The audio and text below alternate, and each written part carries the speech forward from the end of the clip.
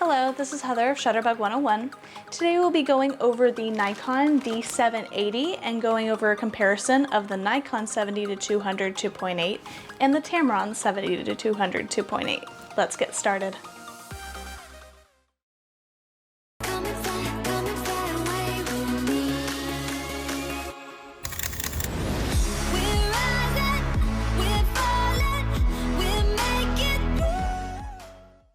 The Nikon D780 is a full-frame 25 megapixel camera that has 51 autofocus points and is great in low-light situations. It has a tilting touch LCD screen, has a continuous drive of 12 frames per second, and has two SD card slots that you can use as overflow, backup, or RAW to one and JPEG to another. This camera has 4K video up to 30 frames, has a microphone and headphone port, has built-in Wi-Fi, and is environmentally sealed. This full-frame option for Nikon is a great first step into the full-frame world if you want to get more than a crop sensor. Now before we get into the camera walkthrough of all the buttons, doors, and menus, let's talk about my review and comparison of Nikon 70-200 2.8 versus Tamron 70-200 2.8. So getting into kind of the comparison of these two lenses here. As you can see, the Tamron and the Nikon are pretty much the same size and weight, so there's not really going to be a huge difference there. When it comes to the picture quality of each, as you can see in kind of my example video when I talked about the camera that we'll be doing a walkthrough of, there's not much of a difference in quality there. They pretty much look the same generally to me. The only difference I could really tell is really kind of with the bokeh effect, which is that nice blurred background that you get. I found that it is a little bit more buttery smooth on the Tamron than the Nikon is, which I thought was really interesting. I find that the background is a little bit sharper on this, and for me, I really like that nice smooth transition, so for me, the Tamron kind of wins on that one. Because Tamron did invent stabilization, I did find that the stabilization was better in their model than it was for Nikon.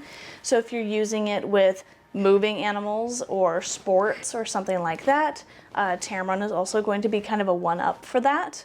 The one area that I did find that the Tamron did struggle more than the Nikon did was when I got up close with that butterfly, when I was a little bit closer than I was with the other animals or scenes that I had taken pictures with. This one took a little bit longer to focus because it was kind of like, wait, am I still going far? Nope, I'm a little bit closer. It had a little bit more time to think versus the Nikon kind of zipped right to it. So this one did take a little bit longer. It wasn't too much longer, but for me, I did notice it. Other than that, those were kind of the only differences I found. Quality is the same. Price difference is pretty substantial. So if you don't think you're going to be doing a lot of close-up options, you're mainly going far, you're doing a lot of moving subjects, that sort of thing, I would go with the Tamron. If you think that you're going to be using this on a regular basis, you want it to kind of be like your everyday hike around lens, and you want to be prepared if the bird is up in the tree or if it's on a fence post right in front of you, the Nikon is a very good option as well. Plus, it does future-proof any issues happening when it comes to upgrading your camera down the road, because it is a gold ring lens, so it's going to work with all future cameras.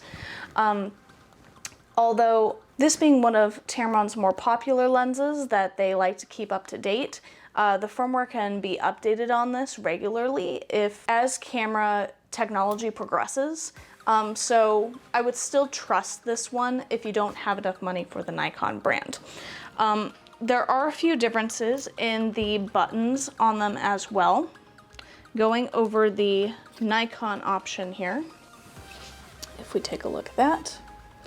So here we have how it focuses. You have three options. You have autofocus and then manual as kind of a secondary, which you can program these buttons here on the lens itself as like, I want to manual focus, or you want to adjust your aperture or your focus points or something like that. These can all be programmed, which is kind of neat. You have manual focus and then autofocus as kind of a secondary, and then you have full manual focus.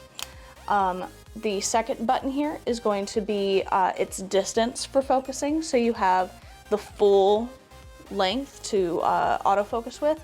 Otherwise, if you're going to be infinity to 5 meters, so if the subject is going to be at least 5 meters away from you, you want to go ahead and switch it to that option because it's going to take less time for it to grab focus, because it knows it's not going to be anything closer than 5 meters. Otherwise, if you want to be prepared for something that's a little bit closer and farther, putting it on the full option is going to be the best option. We have our VR control here, which is going to be vibration reduction, that's stabilization. So here you have off, which you want to make sure that your stabilization is turned off when you're on a tripod. The reason that this is because your tripod is now doing the stabilizing, so that is something to keep in mind. When you're going handheld, you have VR normal, which is just going to be handheld. You know, it's considering that slight body shake that we have, and it counteracts for that. And then we have sport, which is going to be more panning back and forth, kind of following movement as a stabilizer. So depending on the situation that you're in is going to depend what your stabilizer setting is going to be at. And then this last one here, we have autofocus lock, autofocus on, and then we have off completely. So if you want it to be locked on autofocus, or if you want it to continually autofocus, depending on what your settings are on your camera, that's going to determine what setting you should have on your lens here, or your situation. When it comes to the Tamron here and its options on the side of the lens, you can see that it does have a very similar option to its full amount of autofocus, or limiting it to a certain distance. This one here would be at least 3 meters. So this one gives you a little bit more freedom if your subject is a little bit closer than the 5 meter limit on the Nikon. So it's 3 meters or farther out. Otherwise, you would go the full length for something that's going to be closer than 3 meters. You have just 2 options here for your autofocus. It's going to be autofocus on or full manual focus, which for me is as simple as I need, just kind of regularly doing wildlife photography, or just kind of general photography if I want to kick it into manual focus for doing something closer up and I want to have more control, or autofocus and controlling my autofocus settings in the camera. You have the VC, which is vibration control instead of vibration reduction. That's going to be their stabilizer. You can either turn that on or off if you're on a tripod. And then this one actually has 3 vibration control modes instead of the 2. So vibration control mode 1 is going to be that handheld. Okay. Vibration control 2 is going to be panning. And vibration control 3 is going to be kind of more erratic. So it's kind of, if you have a bird that's kind of flying up, down, side, side, vibration control 3 is going to be more prepared for that. So something to keep in mind, that you do have more vibration control options here. You do have a little bit more freedom when it comes to limiting that focus length. Otherwise, this also does not have the shortcut buttons that the Nikon does. So if you want to have those shortcuts available on the side of the lens, the Nikon one is also a better option for that as well. So consider all of these differences when you decide on what lens that you want to go for. If the money is worth getting the shortcut buttons on the side of the lens, having a few more autofocus options instead of controlling it in camera, that sort of thing, go with the Nikon. You know, Nikon to Nikon, it's always better. But also keep in mind that Tamron used to be a part of Nikon way back when. They definitely know what they're doing. They're not just some off-brand that's going, hey, let's put a cheaper lens out there. Because at least with these Tamron lenses, I have never been unhappy with the majority of them, especially when it comes to their Generation 2 series, which this is what this one is. If you have a camera store near you that maybe rents these out, maybe try them for yourself. Otherwise, consider if the price is worth the differences. Let's go ahead and get started on our Nikon D780 walkthrough to help you navigate your way around the camera. Okay, so getting started on the front of this camera here. Now if you have a D750, This is going to be a very similar overlay. This is just the newest version of the D700 series. The features may be a little bit different. There may be a button or two that look different or maybe in a different place, so just keep that in mind. Other than that, everything should be very, very similar, at least to the overlay of this camera. So going over the front here, you can see that right here on the side, we do have a little switch that's connected to AF and M. This is going to control your autofocus and manual focus. Now, we just kind of went over those two 70 to 200 lenses, which both have this option, whether you want to turn autofocus on or off. But if you had a lens that did not have that switch, if you wanted to switch it to manual focus or autofocus, you could do it from the body as well. This button here can also be kind of a like an autofocus button if you wanted to direct autofocus or kind of have a little bit of control there. This button here is going to be to remove lenses when you have a lens on there. So if I wanted to remove this, to remove the cap off the camera, you don't need to hit the button. But if I had a lens, you would hold the button down, which of course is going to release this pin and this pin here from locking onto the lens. And what you would do is you would click and hold and turn, and it would come right off. In order to put the lens back on, there's going to be a white dot here and a white dot, or in this case on the cap, there's a dot on the cap as well, which you can line up with the dot on the camera, turn, and it's going to lock into place. You do have a function button here, which of course can be programmable if you would like to program that to be a shortcut for something, whether it be ISO, metering, focus points. You have your preview button, which should allow you to preview how your settings are and how your aperture is, kind of how the picture is going to come out, which is nice. We have a bracketing button here, which will allow you to turn bracketing on, off, and adjust your bracketing settings if you want 3 frames, 5 frames, whatever it may be. We have our flash settings here. Now this camera does not have a pop-up flash, so this is just going to control the flash options from when you have an external flash attached. That is sold separately, so keep that in mind.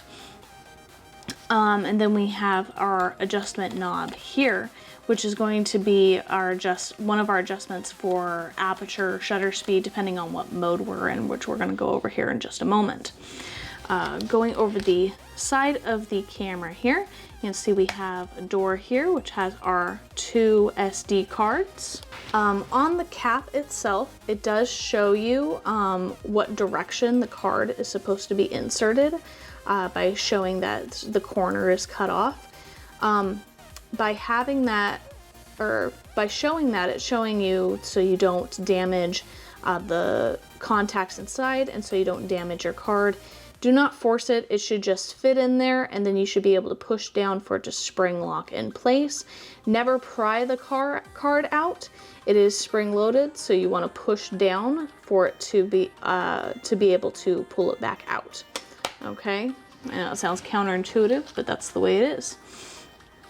On the other side here, it is indicated that it does have a Wi-Fi and Bluetooth option to transfer pictures from the camera to your smart device, your phone, your iPad, wherever it may be, if you would like to share it right away.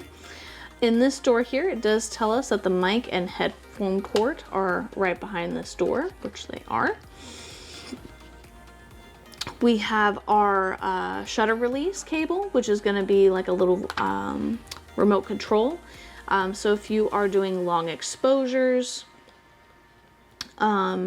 with this on a tripod, that way you're not clicking and pressing the button because it does cause vibration to the camera. You can have a corded release, which will allow you to hit a button here and control the picture taking function. Here we have our USB and HDMI ports here. The USB is going to be for transferring pictures if you don't have a card reader, or for updating firmware of this camera when it's available. And then you have your HDMI port, which allows you to connect this camera to a television set, show off your pictures, and anything that's displayed on the screen will display on your television set. That is also sold separately. Bottom of the camera, you can see that we have our universal tripod mount, which will allow you to screw any plate from a tripod into the camera and be able to have it on a tripod. We have our door here, which has our battery inside. Again, this does have a little picture showing you what direction that battery is supposed to go in, but it should be pretty self-explanatory, seeing that it has a curved edge and a straight edge, seeing how it lines up here. There we go. Okay. Going over the top of the camera, you can see that we have our on and off switch here, which of course is going to turn the camera on or off. If you put it past the on switch, you can see that the screen turned green. So in a dark situation where you can't see the screen and you need to see your settings, it should be able to light that up for you so you can see. This red button here is going to be our recording button for when we have it on our video setting, which to put it on the video setting, you see this little switch back here. You're going to move the little dot from the camera to the video camera. And when the video camera is on, you hit this button once to start recording, hit again to stop recording. Pretty simple. Otherwise, the camera here, this is not going to do anything in camera mode. Unless you happen to hit this button here and the trash can button here at the very same time. It says a little message here that matches on each end. It says format. If you push these at the very same time, it's actually going to format your card inside your camera. You can also do this through the menu. I do recommend formatting your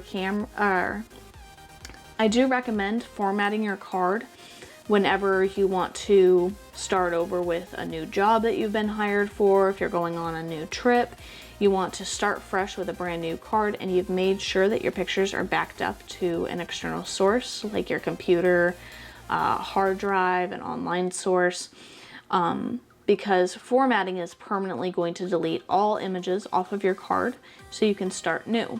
By using just the trash can here and just deleting pictures, it's essentially just deleting the visible data. It's still holding on to backup data and allowing you to kind of take a picture to go over that, but it's still taking up room. And if you just delete with the trash can over and over time, that can cause corruption in your card. It could cause lockups. I did go over the importance of SD cards and going over formatting in another video in our in my Now You Know playlist, which will be available at the end of this video. So do keep that in mind if you want to learn more about like SD cards, metering and focusing. I have videos all on that. You have your ISO control here. So if you click and hold your ISO button, it should pop up in the little screen here. You're going to adjust that with this wheel here. Of course, your ISO is going to be your image sensitivity to light. So the lower the number is going to be for brighter situations like outside in the middle of the day, versus a higher number is going to be for indoors, very low lighting, without a tripod. You have your exposure button here. So if you click and hold this and use this back wheel, plus numbers are going to make the scene brighter, minus numbers are going to make the scene a little bit darker. So it helps you be able to kind of make your picture a little bit brighter or darker before you take it without changing any major settings. Of course, this screen is going to display all of your current settings, everything from your battery level to what your ISO is.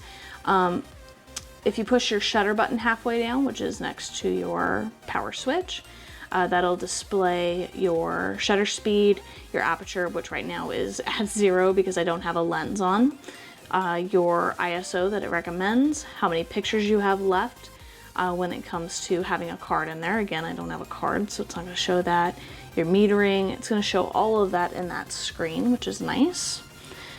You have your hot shoe here, which is what you're going to attach your external flash to if you would like to use one of those.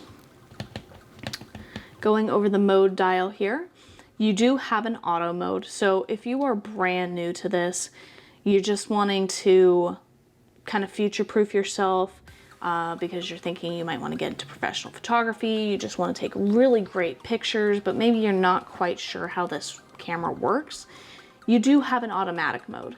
So I would recommend putting it in auto mode while you get comfortable with this camera, because if you're not comfortable with this camera, if it becomes too intimidating, it's not doing what you want it to, and you're jumping into these manual modes too quickly, then you're not going to end up using it, and that's the last thing that we need. So use auto mode to get comfortable and acquainted with your camera and get to know kind of where all these buttons are, and just, you know, learn to love your camera in that way. Now, getting out of auto, your first step is actually going to be P. That's going to be program. Your program mode is going to be very similar to auto, but it's going to give you a little bit more control. So over where it's taking the light from, where it's focusing, how it's focusing, all of these things. You have your S mode, which is your shutter speed mode. This, of course, is going to primarily control the shutter speed. You would use this mode in a situation where you're dealing with motion, if you want to capture motion still, like sports, or if you want to show motion, like someone moving a sparkler at night, or if you wanted to do a long exposure of a night scene to make sure that you get all the light that you can. You can use your A mode, which is going to be your aperture mode. This is going to be mostly controlling your light intake, your depth of field, which is that nice blurry background and sharp foreground. That, of course, is all dependent on your lens, of course. And then, of course, you have your manual mode, which you have full control over. The camera's only doing what you tell it to. To learn more about kind of your P, A, and S mode, I have gone over those more in detail with photo examples also in the playlist that'll be at the end of this video, so keep that in mind. We do have an effect mode here. In order to change the effect, you want to hit your info button to see what's on the back screen here, and you want to use this dial here to kind of scroll through. So you have night vision, you have super vivid color, you have pop color, photo illustration, toy camera, miniature. Selective color I think is going to be the most fun one to play with on here. This allows you to pick a very specific color out of your image before you take it, and make the rest of the scene black and white. So if you really wanted your image to pop, if say you got a bouquet of flowers and there's more of one color than others and you wanted that color to pop, like purple, you could select the purple and it would make the rest of the image black and white, which is kind of a fun one to play with. You do have silhouette, high key, and low key as well. These are all going to be, you know, it's basically going to be auto, but it's going to provide an effect for you. So, I mean, if you're bored and you kind of want to see what these do, feel free to do so. You know, they can be fun. You have U2 and U1. These are going to be for your user settings, so user 1, user 2. If you were shooting, say, in a studio setting and you found the perfect settings for your lighting setup, and you know, so say you take pictures of people or you take pictures of objects to sell, and you go outside, you go on a hike, and you decide to take your camera with you, and then you want to return. You can save your settings for your studio set to one of these settings here. So all you have to do is access one of these settings instead of having to re-find the perfect setting for you again, which is kind of nice. So that's what those are going to be for. For the rest of the walkthrough, I'm going to stay on the P mode because naturally that's going to open up a lot more options than the auto mode will when it comes to going through the menus. So just keep that in mind if you're following along. Here below the mode dial, we do have our drive options. S is going to be for single shot, so if you click and hold the button down, it's going to take one picture. You have continuous low and continuous high. The continuous high is going to be 12 frames per second. I believe the continuous low is 6 frames per second. So if you click and hold the button down, it's going to take pictures at 12 frames per second on continuous high. You have the Q, which is going to be quiet mode. You have quiet continuous. You have your timer mode. And then you have this one here, which is going to be MUP, that stands for mirror up. So keep that in mind as well. If you want to learn more about that, let me know in the comments below. I don't want to go too much into that. because chances are you're probably not going to use it, but just let me know. Okay, going to the back of the camera here, we do have, let's see here, our diopter, which is going to adjust how we see through the viewfinder. Now, because all of our eyes are different, if you have glasses, you know, that sort of thing, it's going to be a little bit different than how maybe I see. So if you've ever gone to the eye doctor and they've gone, oh, slide 1, slide 2, and one's a little bit blurrier than the other, it's pretty much doing the same thing. You just adjust this wheel until everything through the viewfinder is nice and clear for you. And then you shouldn't have to change it again unless someone shoots with your camera. You have your playback button, which is going to view all the pictures that you've taken. To scroll through the pictures you've taken, you can just use your directional pad here to go forward and backward through photos. You have your trash can button, which is going to delete pictures that you don't want. Again, I wouldn't get into the habit of doing this on a regular basis to clear out your card completely. But if you're on vacation and you're like, oh, that's a blurry one, or oh, accidentally took a picture of my feet, then, you know, you can use your trash can button to just kind of clear it off so it's not visible. We do have our menu button here, which we will go over here in a moment. It's going to be the last thing that we're going over. We do have this charge light here. You can charge the battery in this camera according to what I've read. I haven't actually tried it, but this should indicate whether it's charging or done charging or not, which is pretty excellent. I love when cameras have the option to charge internally, because when you have that option, it really helps you in a bind when you don't have a AC socket to charge your battery in and you're at 25% and you've already gone through a battery.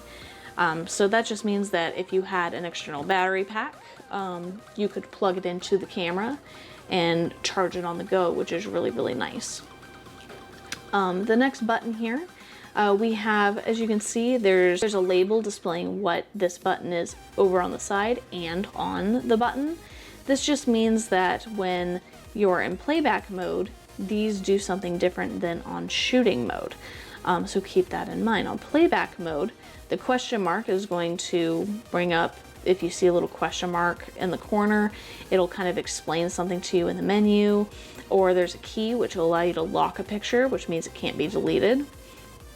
But in shooting mode, it's going to be white balance. That's what the WB stands for. That's going to be your temperature control, warmer or cooler. In playback mode, this button is going to be able to zoom in on pictures, make sure that they're nice and clear, make sure no one's blinking in a group of people. In shooting mode, it's going to adjust your quality. So it could be JPEG, could be RAW and JPEG, whatever you want.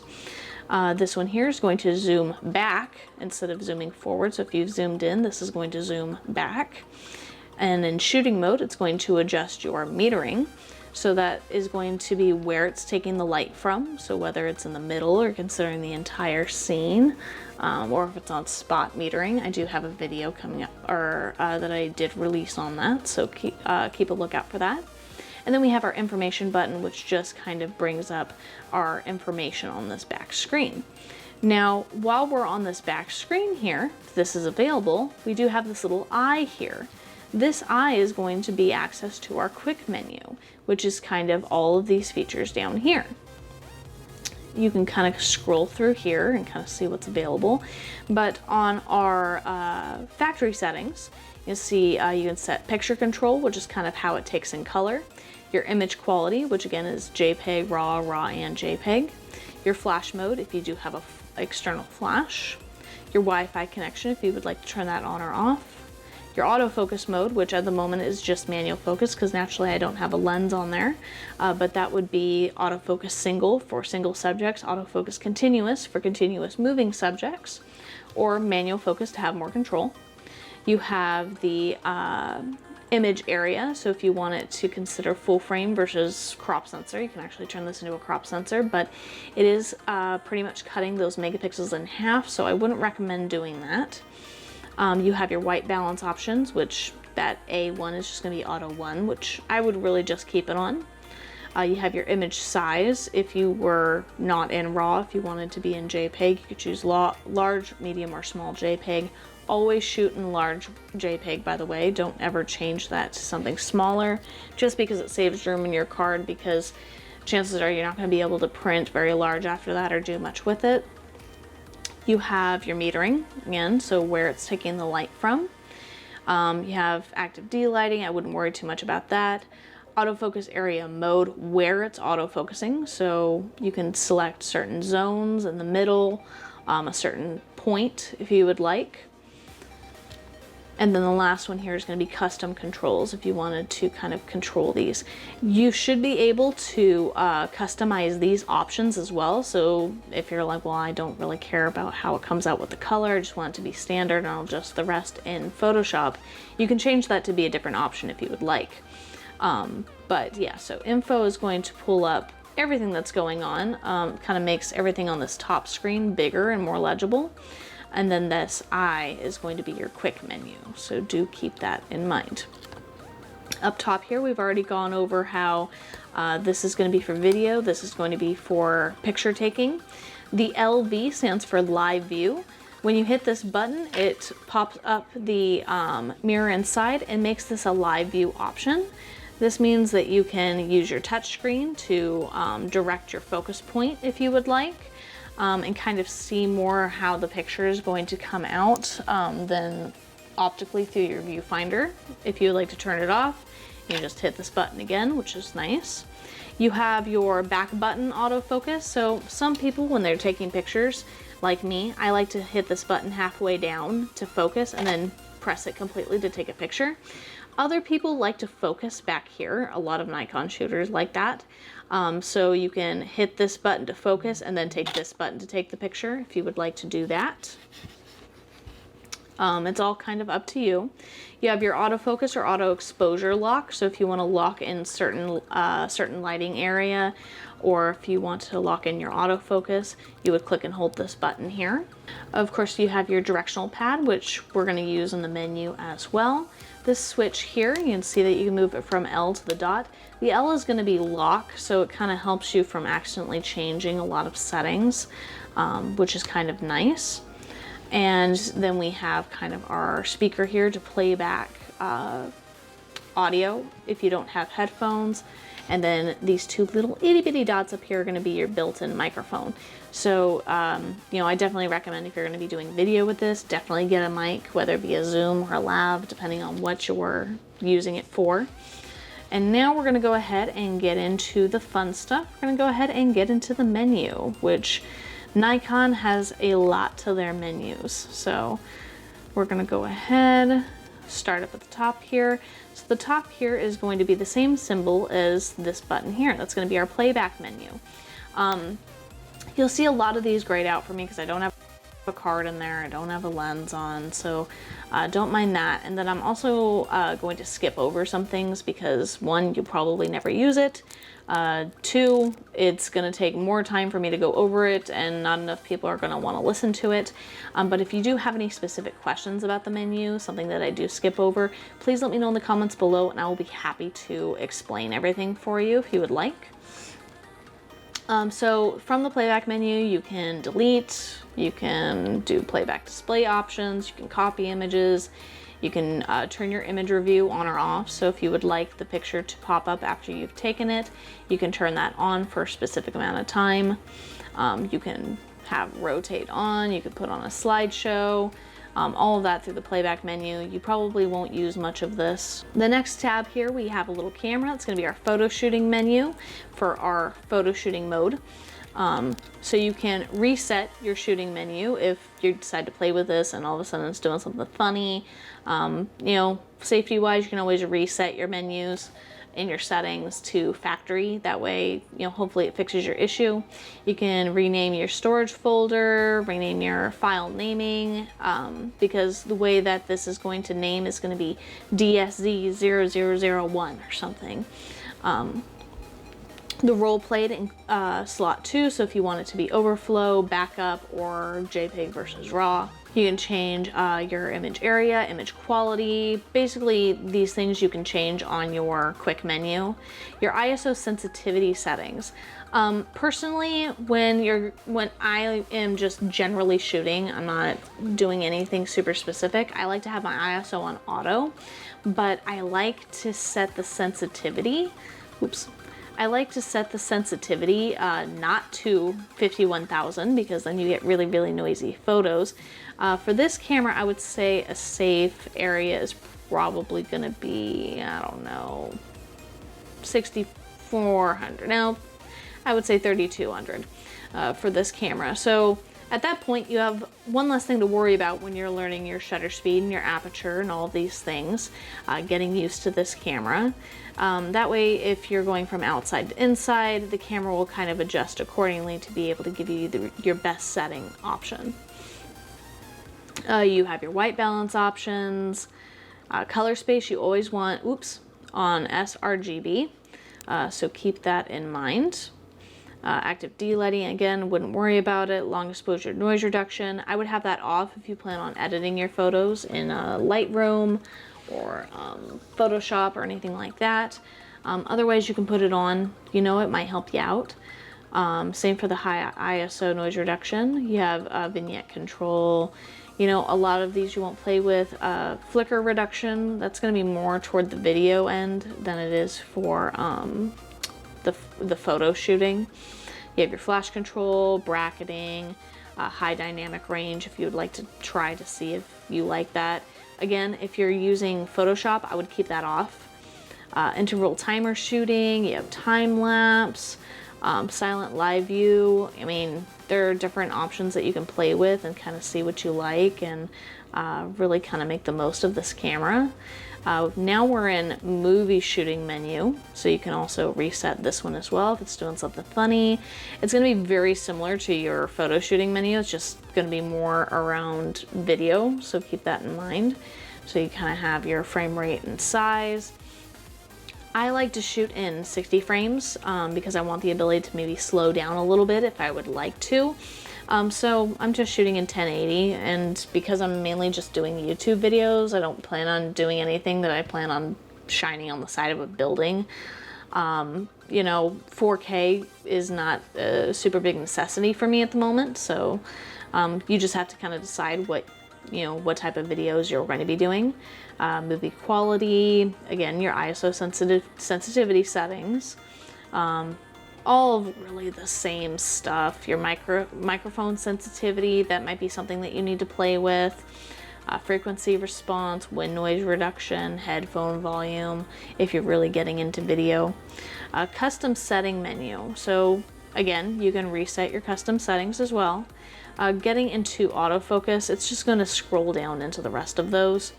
You have your focus tracking. You know, you have your focus points used if you'd like to use all 51 or just a few of them. Focus point wraparound. I mean, low light autofocus. If you want it to be able to shoot a LED light out to be able to help it focus, you can turn that on. A lot of these you're just not going to use. You know, they're just there for an option. You have metering. You know, shutter release, auto exposure lock, if you would like to have that on the shutter instead of it being the button here. Standby timer, you have a self timer, monitor off delay.